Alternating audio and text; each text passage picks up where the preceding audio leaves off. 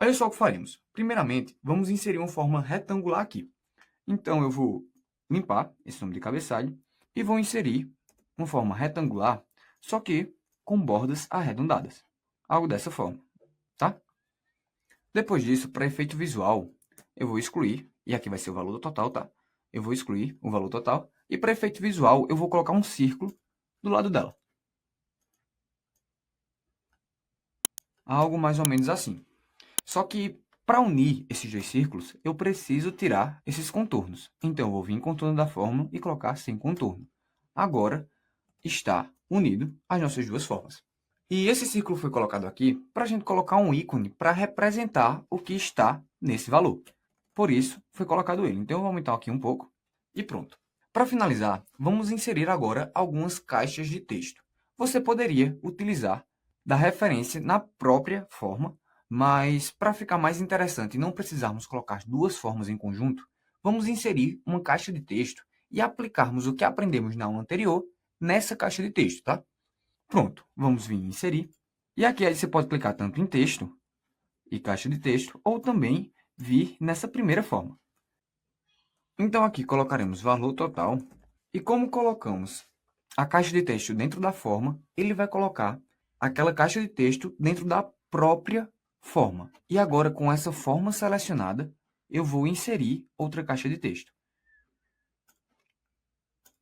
Ao fazer isso, como já tinha um texto anteriormente, ele vai lhe disponibilizar uma nova caixa de texto. E aqui, olha só o que eu vou fazer. Eu vou clicar nela, vir na barra de fórmulas, colocar igual, e aqui eu vou pegar o valor total lá da nossa tabela dinâmica, que vai ser esse valor daqui. Sendo que eu não quero que essa seja a referência. Eu quero que a referência seja parecida com essa. Então, ao invés de J2, eu vou simplesmente colocar E4. Pressionar Enter, e aqui já está. Depois eu posso reposicionar, e aqui eu vou simplesmente formatar para ficar dessa forma. Eu posso também clicar e formatar o nosso dado. Vamos colocar, por exemplo, branco, para ficar parecido. E agora, para finalizar, nós vamos colocar um ícone. E para colocar o ícone, vou vir em inserir, ilustrações, ícone, e vou colocar valor, ou dinheiro, tá? Vamos colocar valor, para ver se encontramos algum ícone interessante. Temos um diamante, mas não é esse que queremos representar. Então, vamos colocar dinheiro, e vamos mostrar isso daqui, como se fosse o valor total ou muito dinheiro.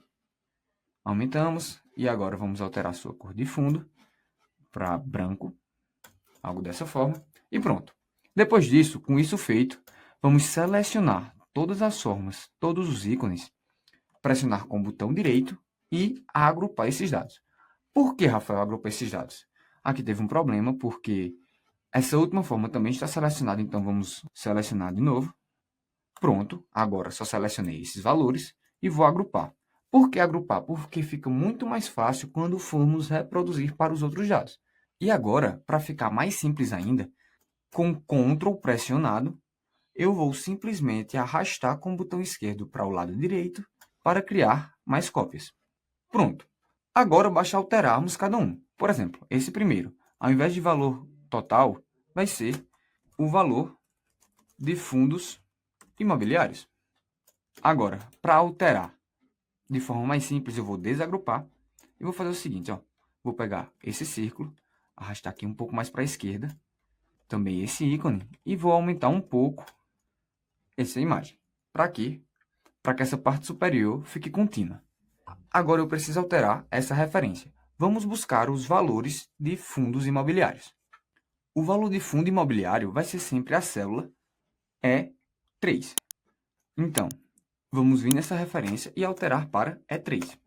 Isso é um detalhe importante. Toda vez que você alterar aquela referência, a formatação vai voltar para a anterior, tá? Então, você tem que fazer novamente aquela formatação.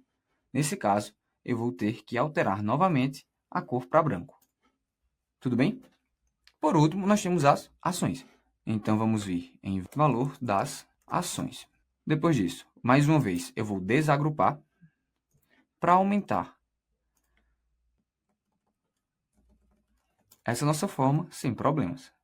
Algo mais ou menos aqui. Pronto. Vamos aumentar um pouco mais. Pronto, dessa forma.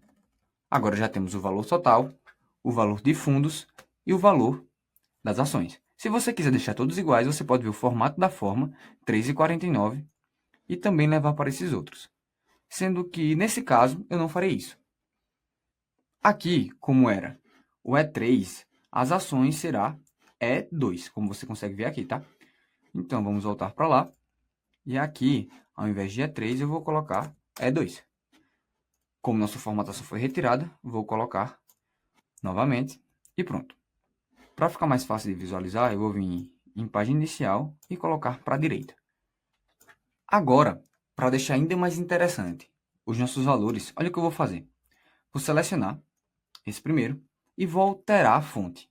Vamos colocar uma fonte mais chamativa. Vamos colocar, por exemplo, uma Candara.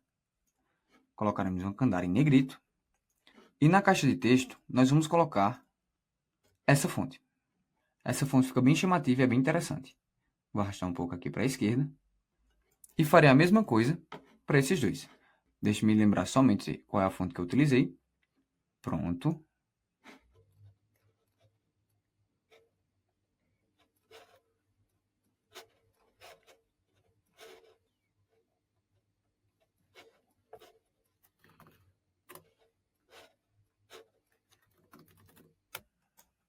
Por último, vamos agora alterar os ícones colocados para cada um deles.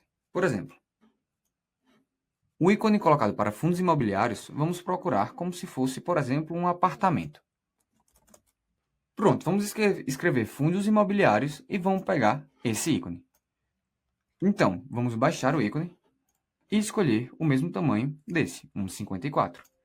Vamos colocar 1,54 e levar agora para cá. Depois, alteraremos para branco. E da mesma forma aqui, tá? Vamos buscar um ícone, colocando, por exemplo, ações. Com isso, não acho interessante colocar um gráfico desse para representações. Seria mais interessante se colocarmos um computador, por exemplo. Uma tela dessa, para mim, representa mais ações do que aqueles gráficos. Então, vamos colocar um 54 e também a cor branca. A última coisa que faremos, para não ficar com esse azul padrão, é alterar essas cores. Então, eu vou vir em formato da forma e escolher um azul mais escuro, como esse. Aqui eu vou desagrupar para alterar as cores e selecionar os dois.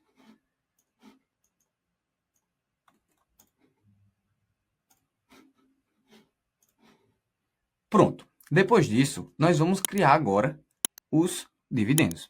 E olha só o que vamos fazer. Vamos aproveitar essa forma que já fizemos. Vamos diminuir ela e colocar dividendos recebidos esse mês. Sendo que aqui, vamos alterar agora um pouco ela. Vamos em página inicial, colocar no meio e no centro, alterar essa fonte para essa, colocar novamente no meio, sendo que aqui, como eu pulei uma linha, eu vou precisar apagar. E agora, olha o que eu vou fazer.